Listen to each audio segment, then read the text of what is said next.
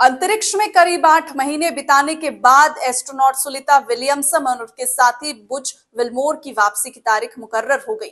उनकी वापसी 19 मार्च को हो सकती है। सुनीता विलियम्स और उनके साथी बुच विल्मोर को लेकर सबसे बड़ा सवाल ये है, कितने महीने स्पेस में बिताने के बाद उन्हें पृथ्वी पर किन तरह की समस्याओं से जूझना पड़ सकता है।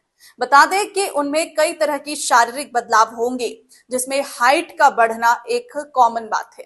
तो आइए जान लेते हैं कि स्पेस में रहने के दौरान एस्ट्रोनॉट्स की हाइट आखिर क्यों बढ़ जाती है और धरती पर आने के बाद क्या स्थिति होती है। स्पेस में ग्रेविटी शून्य है। अपने अंतरिक्ष यात्रियों को स्पेस स्टेशन में इधर उधर उड़ते देखा होगा।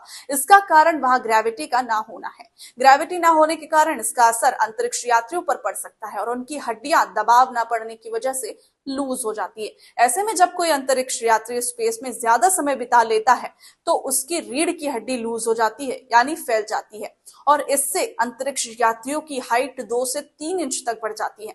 हालांकि यह बदलाव अस्थायी होता है। पृथ्वी पर लौटने के बाद कुछ महीनों में हाइट सामान्य हो जाता है।